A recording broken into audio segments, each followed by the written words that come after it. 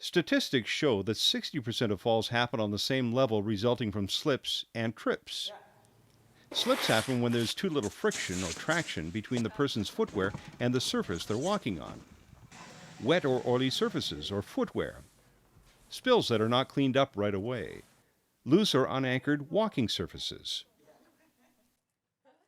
Trips happen when a person's foot collides with an object, causing them to lose their balance. Common causes of tripping are obstructed view, not being able to clearly see what may be near.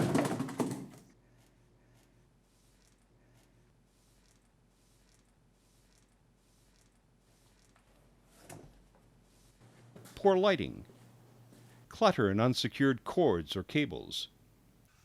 To prevent falls due to slips and trips, first, select and maintain proper footwear.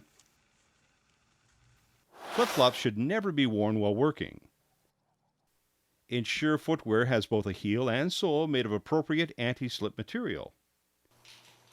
Securing footwear to the foot is important. Laces or zippers should always be snugly tied or done up. Clean soles of footwear if they become muddy or slippery. Replace footwear if badly worn. Second, ensure that things you're carrying or pushing do not prevent you from clearly seeing obstacles or spills. Third, clean up all spills right away.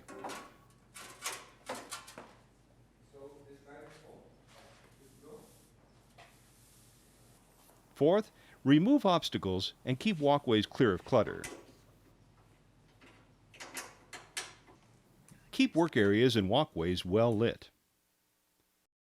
While statistics show that 60% of falls happen on the same level, resulting from slips and trips, the remaining 40% of falls occur from a height. Falls from heights are the second highest cause of non-mechanical injury for 10 to 19-year-olds in Canada. Falls from lofts or barns are the leading type of fall for youth, and mainly result in broken limbs. Head and spinal injuries can also occur. Many injuries, both minor and major, can be prevented by remembering that lofts, barns, and haystacks are work areas, and that there are much safer areas to play on the farm. Other frequent locations for falls from heights are grain bins, ladders, and machinery. A 14-foot diameter hopper can be over 10 meters in height. A large combine, tractor, or sprayer can be over 4 meters in height. Fixed ladders or grain hoppers can be open, though some are available with cages or platforms which offer added protection from falls. Ladders and steps on tractors and combines are often covered with dust or grain, which increases the risk of slipping and falling. Much of the exposure to grain bin heights occurs during harvest season, when early morning and evening frost compounds the hazard of slipping on metal surfaces.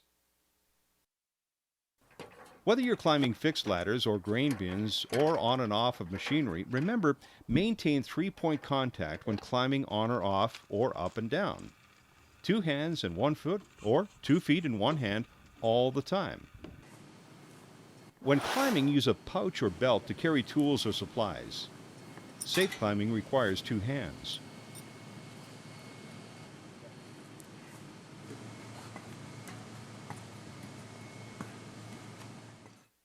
Make sure the ladder is strong enough to support you.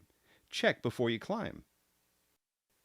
If a ladder will take you more than 2.5 meters high, use a parachute-type harness with an engineered fall protection system.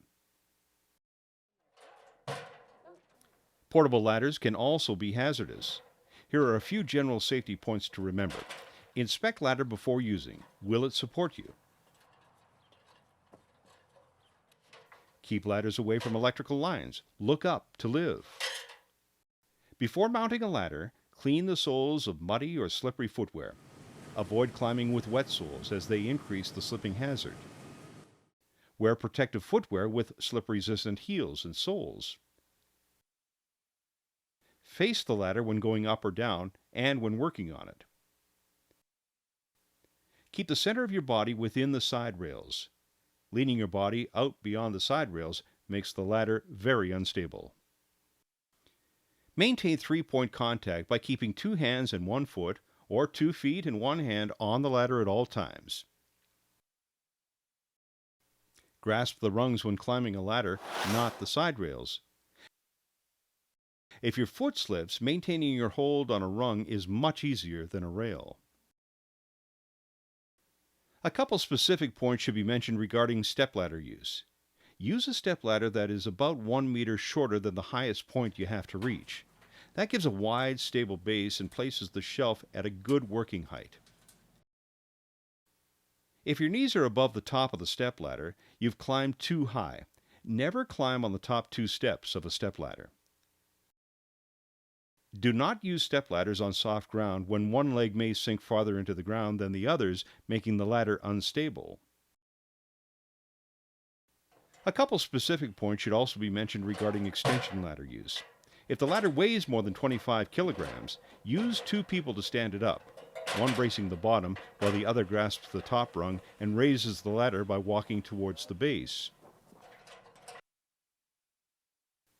Place the ladder feet 1/4 of the ladder's length away from the base of the structure.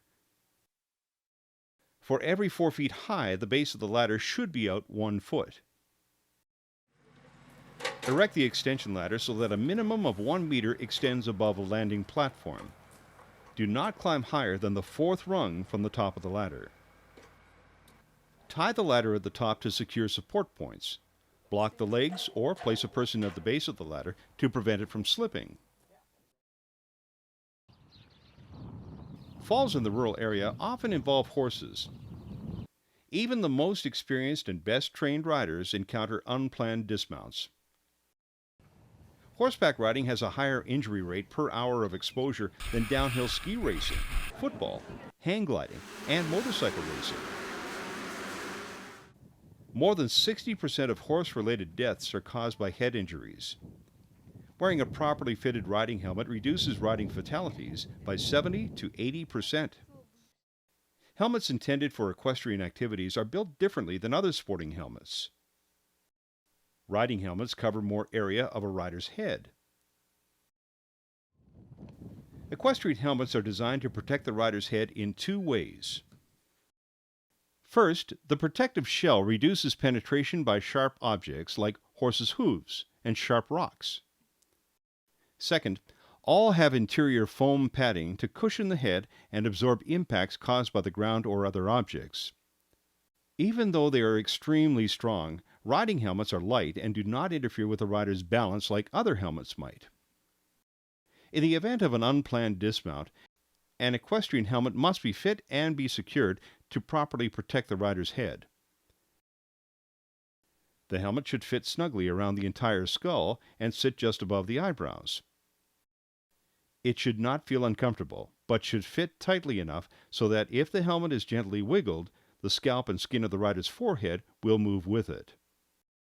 An equestrian helmet should have a safety harness that's bolted to the helmet and fastens under the chin with a buckle, not a snap, which can easily become undone in a fall. Harness straps should be comfortably fastened with little play. A good way to tell is for the rider to open their mouth really wide, like they're yawning. This should put pressure on the harness and pull the helmet down.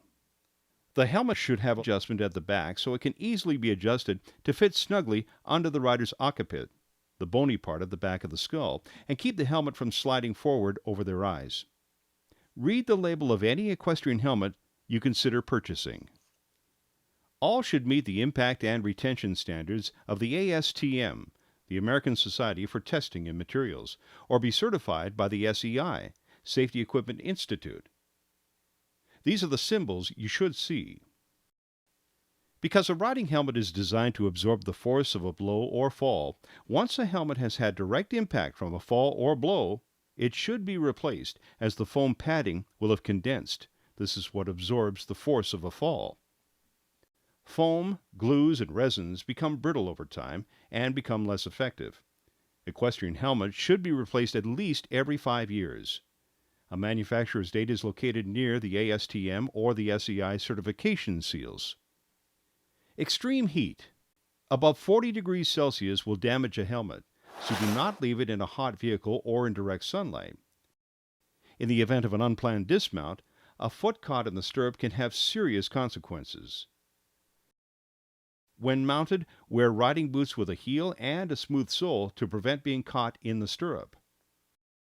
Use stirrups 2 to 3 centimeters wider than the boot so that the boot can freely slide.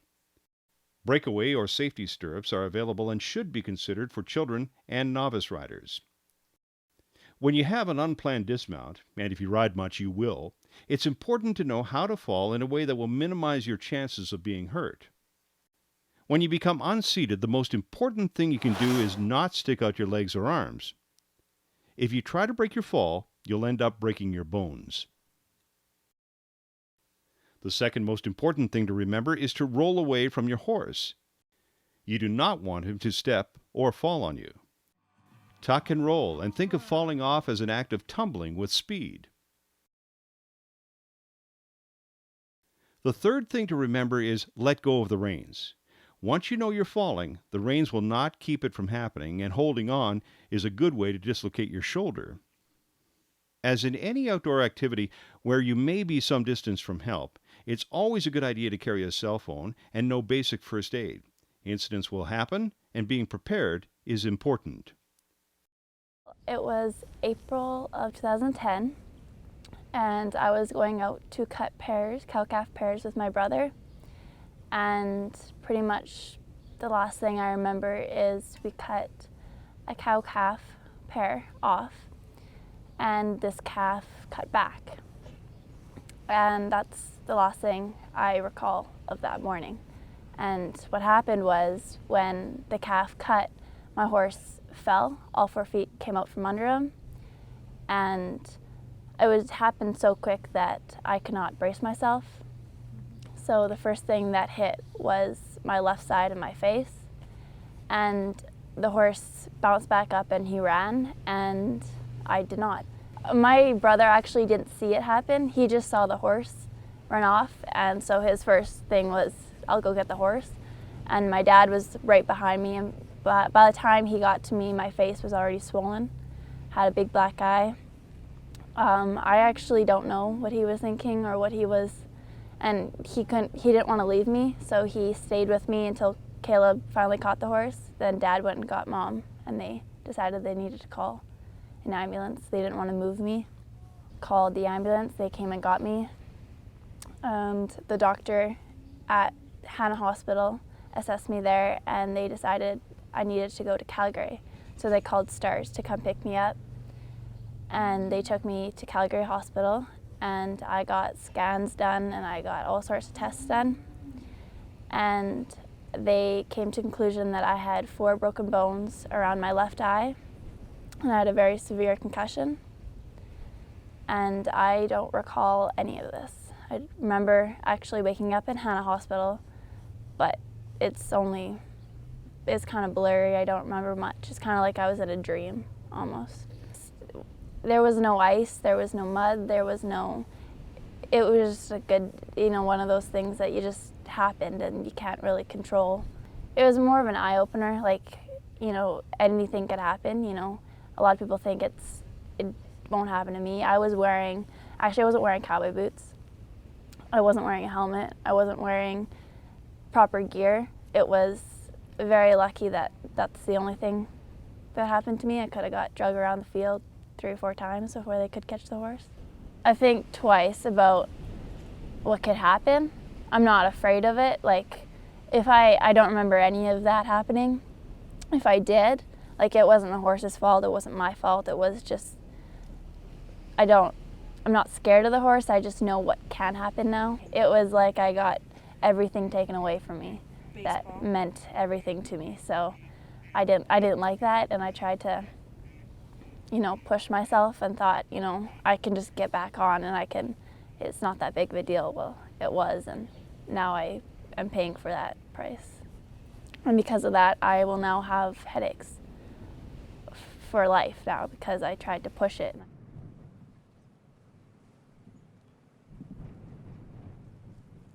Collision.